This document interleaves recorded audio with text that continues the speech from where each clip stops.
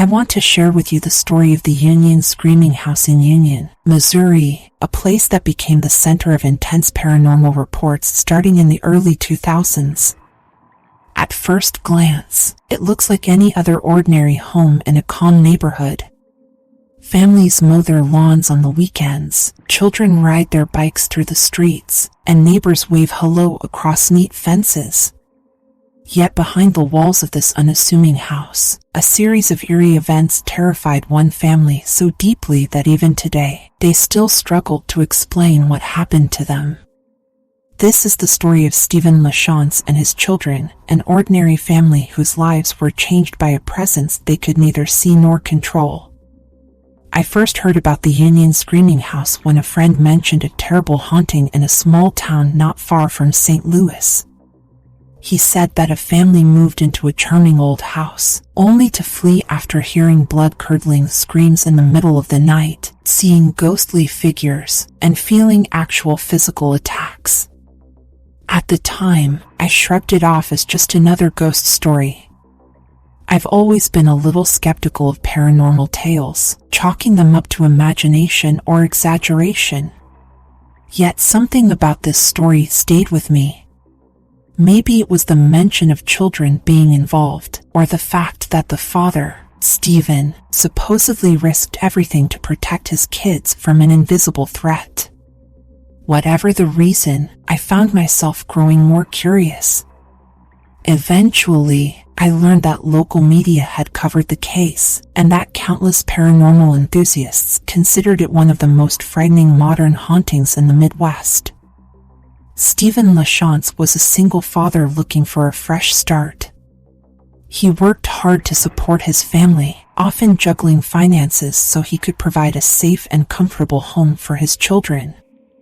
In interviews, he described himself as someone who believed in logic and reason, not ghosts and demons. He never imagined that a day would come when he would question the very nature of reality. But life has a way of surprising us, and this particular surprise would shake Steven's beliefs to their core.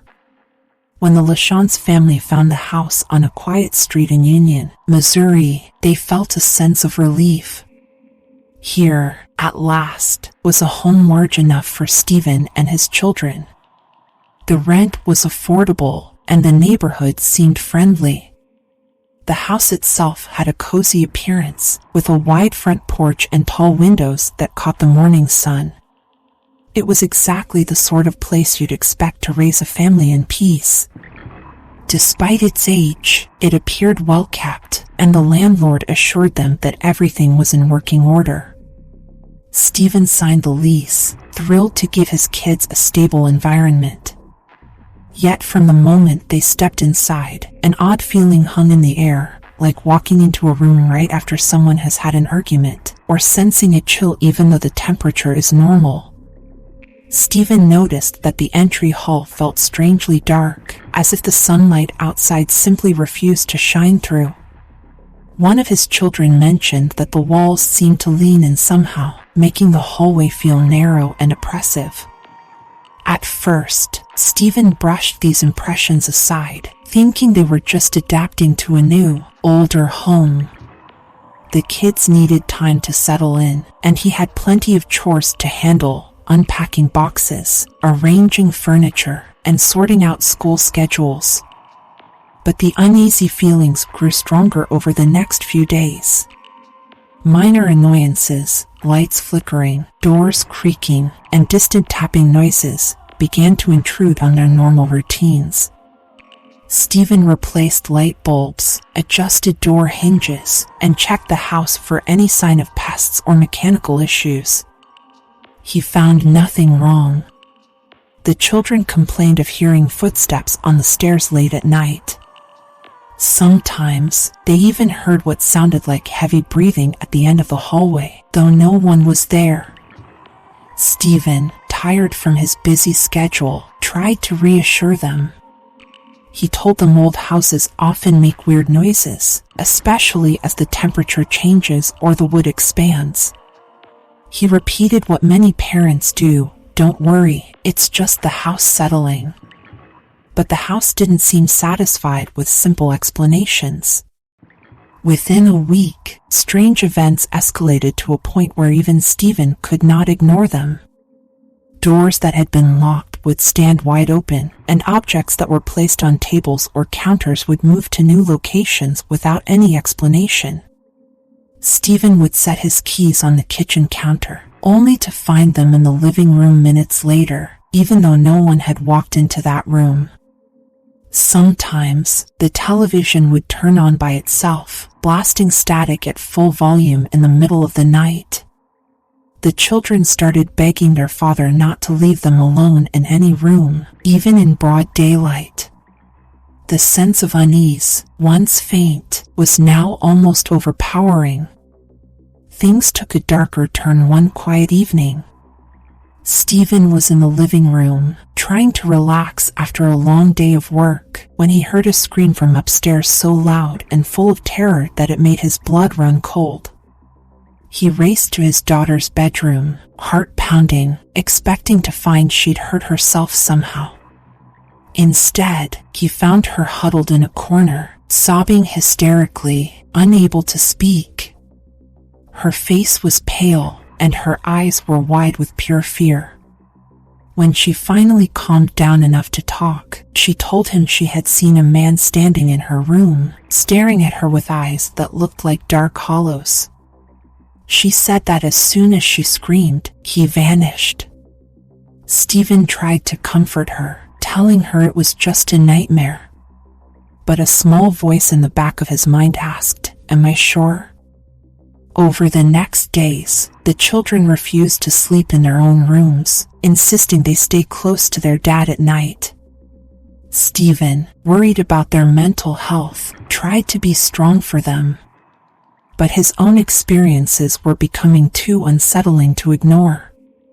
One evening, as he sat alone in the living room, he heard what sounded like someone crying, soft, pitiful sobs, coming from the kitchen. He rushed in, expecting to find one of his kids in distress. Instead, the kitchen was empty, and the crying stopped the moment he entered. He checked every corner, every cupboard, but found no cause for the sound. Another night, Steven was jolted awake by the sensation of something grabbing his foot. He stared into the darkness, half convinced he was still dreaming. Then he felt a strong tug, as though a pair of cold, invisible hands was trying to drag him out of bed. Panicking, he kicked and twisted, shouting for it to let go. Eventually, the force stopped, and he heard footsteps running down the hallway. But no one was there when he flicked on the lights. At this point, Steven realized this wasn't just old house noises. Something very real and very strange was happening in the Union home. Worried for his children's safety, he confided in a close friend, who urged him to research the house's history. Local stories claimed it had been around for decades, possibly even dating back to the early 1900s. Some said that a family tragedy had occurred there long ago. Others hinted at even darker rumors, that unspeakable acts took place inside these walls, leaving a stain that refused to fade. Steven began digging through old newspapers, library archives, and historical records. He found references to the home but couldn't pinpoint any single event that definitively explained the ongoing terror. Still, the house's age and uncertain past fueled his suspicion that something terrible might have happened there. In older neighborhoods, stories often blur fact and rumor. One neighbor recalled hearing that a previous tenant left suddenly in the middle of the night, abandoning the lease without explanation. Another claimed that local kids used to dare each other to sneak onto the porch late at night because they heard screams coming from the upper floors. But no one seemed to have the full story. It was as though every piece of the puzzle existed in fragments, scattered across the community. As time went on, the paranormal activity grew bolder. Objects didn't just move around, sometimes they were thrown with force. Plates flew off the kitchen counter, shattering against walls. Doors would slam shut with such power that the entire house shook. The children's toys were found in bizarre positions, stacked in tall, balancing towers or arranged in strange patterns that made no sense. Lights flickered wildly whenever tempers ran high, as if the house was feeding on the family's fear and stress. One Friday evening, Steven invited a friend over to witness the phenomena firsthand. He hoped that having someone else see the strange events might ease his doubts or at least confirm that he wasn't imagining everything. The friend arrived with a skeptical smile, but that smile vanished halfway through the visit. As they sat in the living room, discussing everyday things, a heavy book on the coffee table slid across the surface and dropped onto the floor. Both men watched in shock. Then, a sudden gust of cold air, as if from an open freezer, passed through the room. The friend checked the windows, which were all closed. His expression was pale and disturbed when he finally turned to Steven and said, "I think you need help." Encouraged by this confirmation, Steven reached out to various churches, hoping a local priest or pastor might bless the home. Some religious leaders visited, prayed, and sprinkled holy water on the walls and floors. For a day or two afterward, the atmosphere would lighten. The children would sleep a bit more peacefully. But then, without warning, the activity would return, often more aggressive than before. It was as if the house or whatever lurked inside it resented the attempts to cast it out. Meanwhile, the children's school performance declined. They were constantly tired, afraid to fall asleep at night. Teachers called Steven, concerned about the kids' moods. They drew dark pictures in art class, scribbling black shapes with glowing eyes or swirling smears that looked like storms. Whenever they talked about the house, their voices became shaky. Steven felt torn between wanting to protect them and feeling powerless against an enemy he couldn't see or understand. One night, when the screams and banging reached a terrifying climax, Steven made a decision. He could no longer force his children to stay in this nightmare. Gathering them up, he hurried them into the car, leaving half-packed suitcases and household items behind. They drove away from the Union home in the darkness, with no clear plan of where to stay. Steven only knew he had to get his kids out before something worse happened. He later described that drive as one of the most intense moments of his life. His children crying softly in the back seat, the headlights cutting through empty streets, and the unshakable feeling that they were being followed. They ended up staying with a relative for a few nights, hoping distance would keep them safe. Yet even while they were away, Steven found himself haunted by nightmares about the house. In these dreams, he heard shrieking voices calling his name, saw shadowy figures lurking in corners, and felt invisible hands clutching at his arms. He woke up drenched in sweat, sometimes screaming himself. The children, too, reported disturbing dreams. It was as if the house had marked them. But the story didn't end when they fled.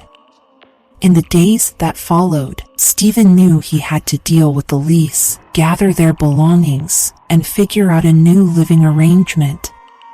He felt ashamed that he had to uproot his family yet again, but he was convinced that staying in the Union home would lead to disaster. When he finally mustered the courage to return during daylight, he stepped into the house to find the interior in disarray. Furniture was moved, drawers were pulled out, and a rancid smell hung in the air. The house felt even colder than before, like the inside of a tomb. He grabbed as many belongings as he could, promising himself he would never again spend a night under that roof. Curiosity gnawed at Steven, though, and he began sharing his experiences online and with local journalists, hoping someone might have answers.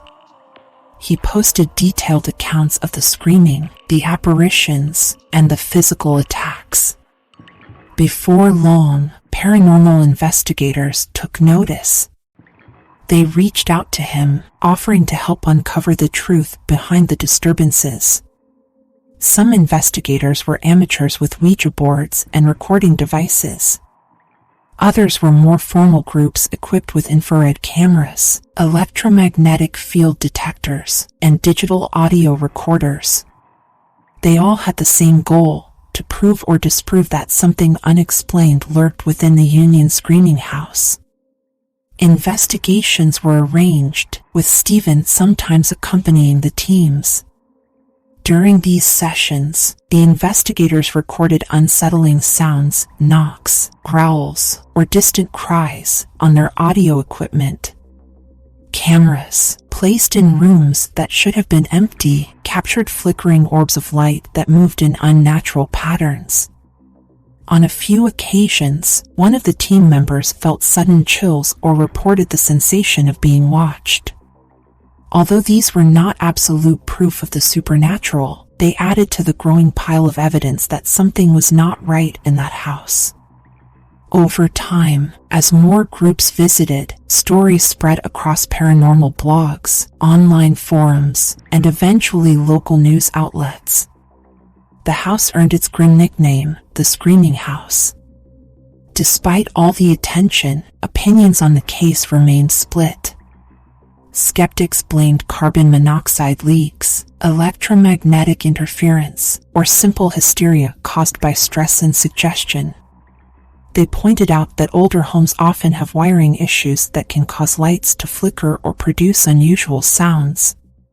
They said Steven's personal troubles, being a single father under financial strain, might have created an environment where both he and his children were especially sensitive to normal house noises.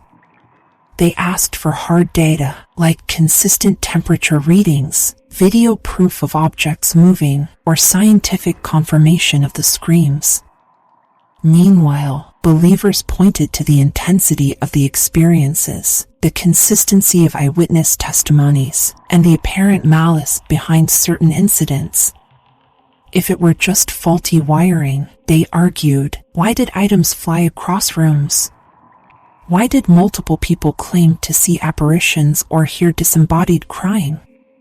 They also pointed to the fact that more than one family had left the property unexpectedly over the years.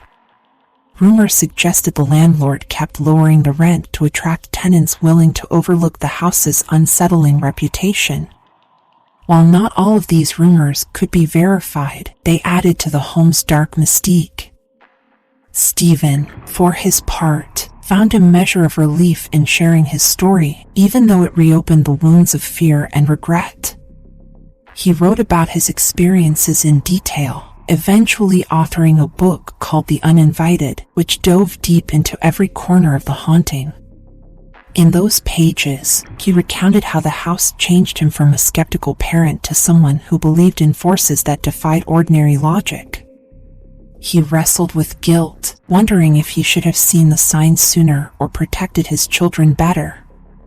The book caught the attention of paranormal-themed television programs, and before long, the Union Screaming House was featured in segments that reenacted Steven's most terrifying experiences.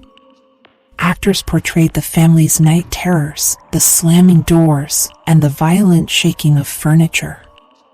While these shows sometimes dramatized events for higher ratings, they also introduced the haunting to a wider audience. People all over the country began talking about the small town in Missouri where a normal father and his kids faced a mysterious evil. Of course, with publicity came fresh waves of doubt. Critics accused Steven of seeking fame or profit from a frightening story. They questioned why no definitive video footage of flying objects or full-bodied apparitions ever emerged. Some even suggested the entire tale was a hoax. Steven responded by saying that, during the worst events, his first instinct was never to grab a camera but to shield his children. He said he had no interest in turning his life into a public spectacle. Yet he also believed that by coming forward, he might warn others that these things, whatever they are, can happen in the most ordinary of places. Despite the debates, the Union Screaming House remained a hot topic among ghost hunters and investigators. Each new team that ventured inside hoped to capture the smoking gun of paranormal evidence. Some left with unusual recordings or personal tales of hearing footsteps in empty rooms. Others found nothing overtly strange and concluded the house was just old and creepy. Over time, the case became layered with personal opinions, making the truth even harder to find. Meanwhile, life went on for Steven and his children. They found another home, far from Union, and tried to move past the nightmare. The children slowly regained a sense of normalcy, though they still jumped at sudden noises and insisted on keeping nightlights in their rooms. Steven often woke from nightmares of the house, especially the memory of hearing screaming that seemed to come from the walls themselves. Yet he also felt a kind of calling to help other families facing paranormal scares. He would talk to them, listen to their stories, and advise them to trust their instincts rather than stay in a place that felt dangerous. He became, in a way, a reluctant guide for those who believed they, too, were haunted. In the years following, rumors circulated that more tenants experienced strange events in that same house.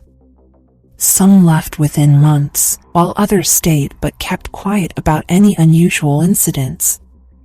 A few online testimonies claimed the activity had mellowed or that the new occupants didn't notice anything odd at all. No one could confirm these reports with certainty. The property's owners rarely gave public statements, and the local community seemed tired of the spotlight.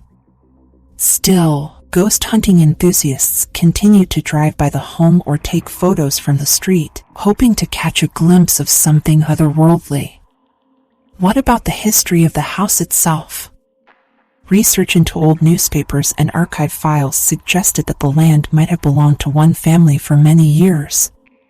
One tragic story mentioned a death by illness that took place in the home decades ago, while another hinted at possible domestic disputes. But nothing in the public records explained the intense level of haunting described by the LaChance family. It's possible that the house had a private, undocumented history or that some personal tragedy left a psychic imprint. It's also possible that if anything sinister occurred there, it was never reported. Old towns like Union often have secrets buried under generations of rumor and neglect. Some paranormal researchers argue that certain locations act like batteries for negative energy, especially if pain, fear, or sorrow once filled their rooms. They say these emotions can linger, feeding unseen entities. Others propose a darker theory, suggesting that houses like this may house an intelligent haunting, meaning a spirit or spirits aware of the living and capable of interacting.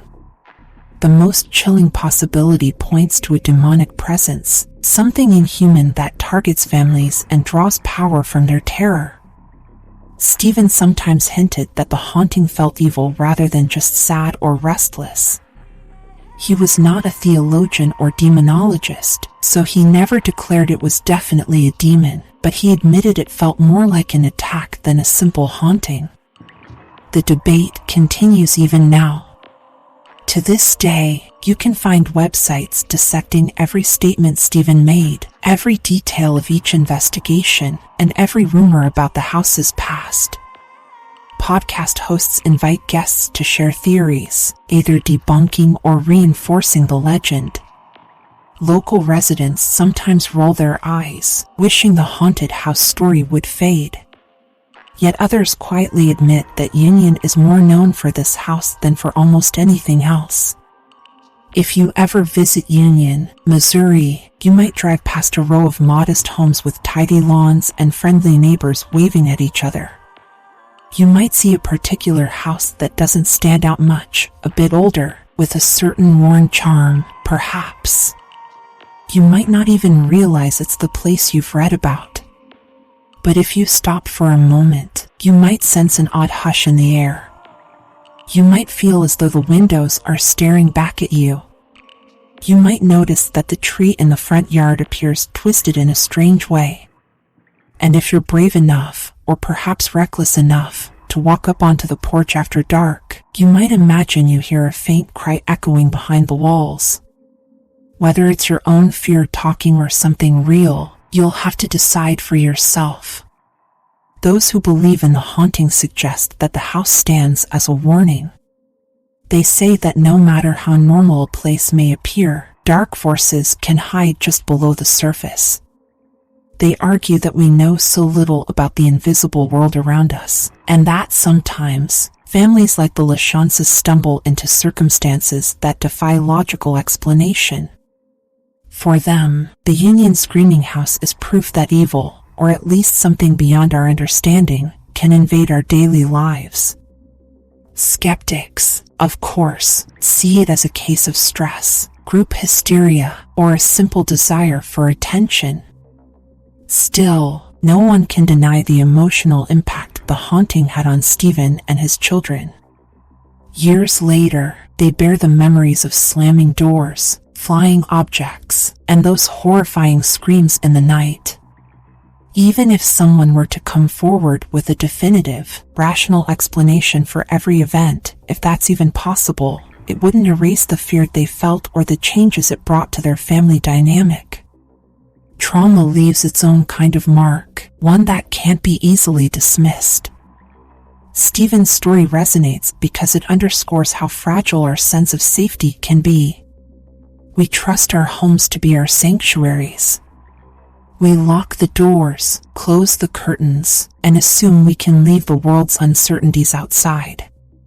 But the Union Screaming House suggests that sometimes, the true threat might already be within those walls, unseen and relentless. Whether that threat is supernatural or psychological, the effect is the same, a deep and haunting fear that follows you from room to room, even into your dreams.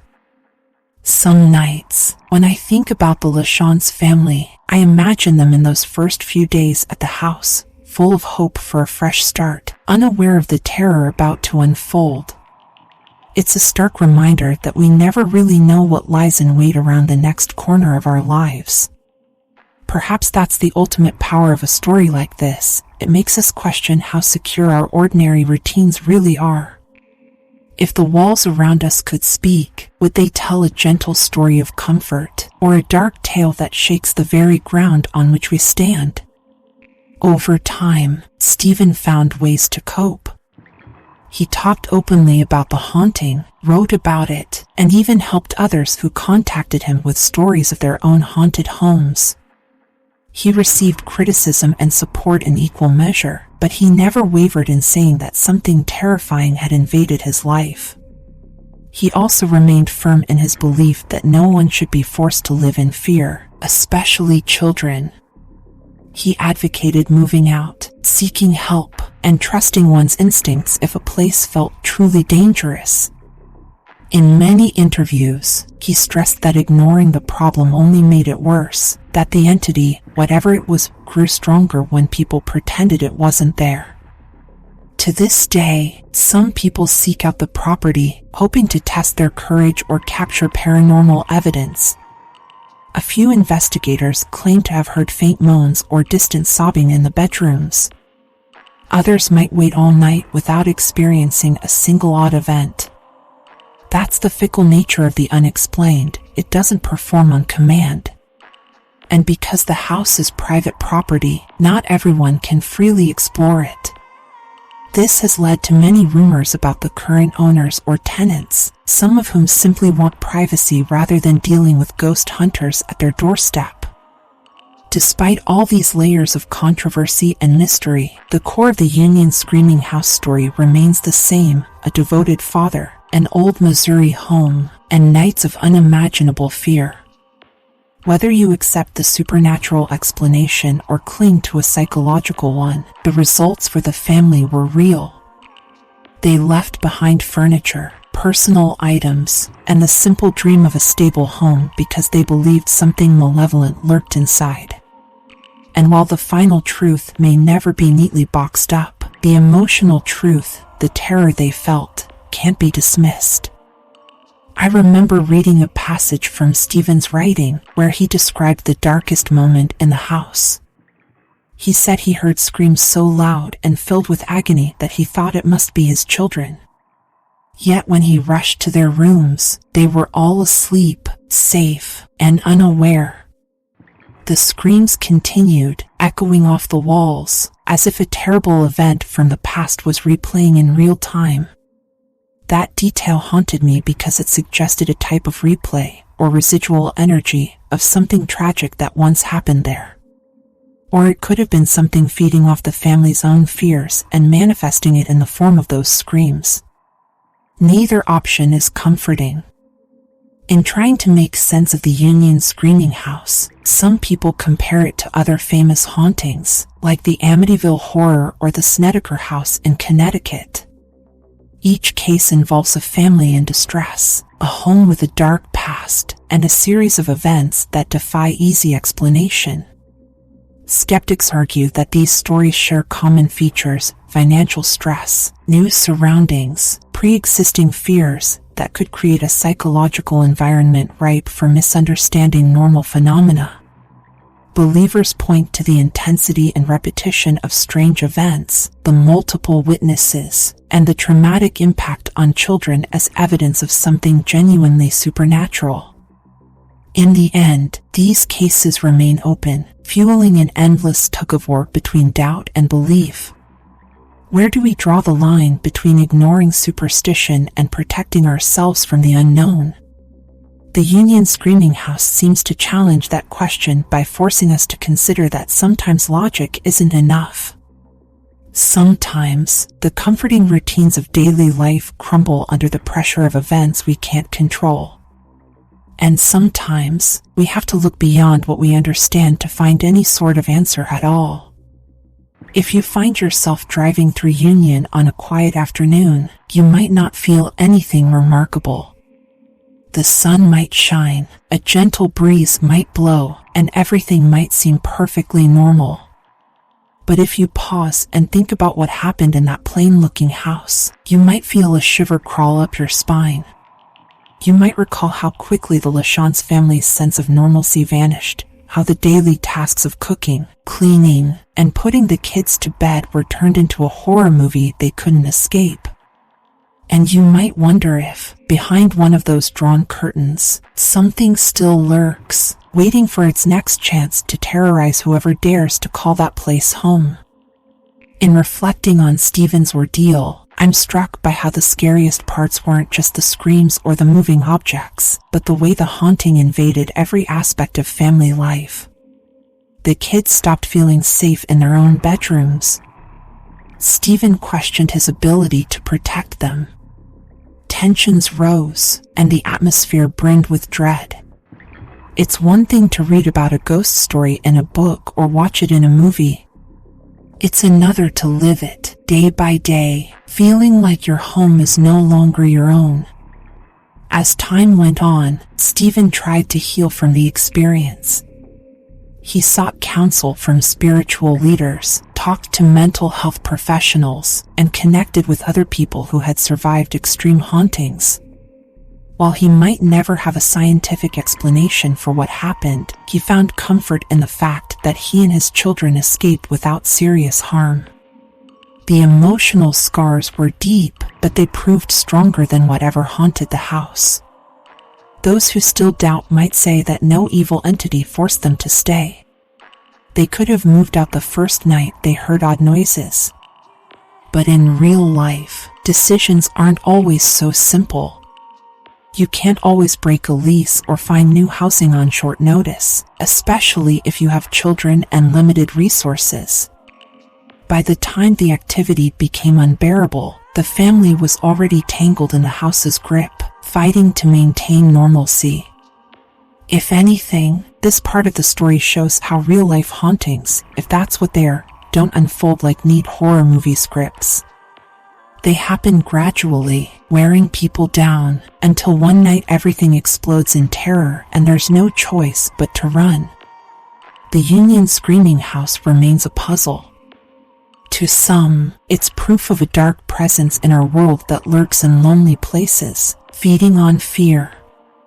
To others, it's an example of how an old house with a troubled history can spark the imagination. Either way, the impact on those who lived there can't be denied. In the simplest terms, a family sought a safe home and instead found a nightmare they never saw coming. I hope that by reading this account, you understand the gravity of what the LaChance family went through. Even if you remain skeptical, try to picture the sense of dread that must fill a parent's heart when they hear their child scream in absolute terror every night and cannot find a real-world reason why it's happening. Imagine the confusion of discovering doors open that you locked, or items missing only to turn up in impossible places. Consider the stress of lying in bed, waiting for something to tug at your feet or whisper your name in the dark. Whether caused by ghosts, demons, or psychological stress, the experience is horrifying. And so we conclude this look into the Union Screaming House, a quiet place in Missouri that one family claims turned into a living nightmare. Their story has been told in newspapers, books, and television shows. It has been debated online, dissected by investigators, and doubted by those who demand ironclad proof. But no matter where you stand, the sheer amount of fear and pain described by Steven LaChance and his children is impossible to ignore. For them, it wasn't a rumor or an urban legend. It was their life. Yes, there will always be questions. Did negative energy linger from past tragedies? Was it a demonic force or multiple restless spirits? Or was the entire story blown out of proportion by stress, rumors, and overactive imaginations? Some might say it's all of the above, or none. Yet we can't dismiss the raw human emotion that emerges whenever someone steps forward to say, "I was haunted." The debate might never end, but the tale remains as a reminder of how fragile our sense of security can be. In that sense, the Union Screaming House stands shoulder to shoulder with other famous haunting cases that keep people talking. Each time a new occupant moves in, local whispers begin again. Each time someone passes by at night and claims to see a figure in the window, the story gains new life. Perhaps that's how it's meant to be, an ever-present riddle that makes us question what we believe and reminds us that the line between normal life and unexplainable terror can be paper thin. If you ever cross the threshold of that house, maybe you'll find nothing but dusty rooms and creaky floorboards. Or maybe you'll experience a sudden chill, a distant scream, or a presence you can't quite see. And in that moment, you might recall Steven's words about terror so profound it changes the course of a family's life. Whether you call it a haunting, a demonic infestation, or mere legend, the Union Screaming House remains a potent example of how sometimes the greatest horrors happen not in ancient castles or hidden cemeteries, but right in the middle of ordinary neighborhoods, behind doors that look just like yours or mine. May you walk away from this story with a new sense of caution and curiosity. If it stirs a small voice of fear in your mind, that might be the house's legacy. And if it leads you to wonder about the unseen corners of our world, about the reality of spirits, demons, or energies we don't fully understand, then perhaps you've stepped into the same strange territory where the LaChance family once stood. For them, the question was never whether to believe in the supernatural. It was how to survive it, to protect their children from something they couldn't explain, and to move forward in a world where the impossible had suddenly become very real. That's the story of the Union Screaming House, simple, chilling, and as real as the people who lived it. Take from it what you will, skepticism or wonder, disbelief or caution. In the end, it's a reminder that not everything in our world can be neatly explained. Sometimes, the darkness in a house is more than just the absence of light. Sometimes,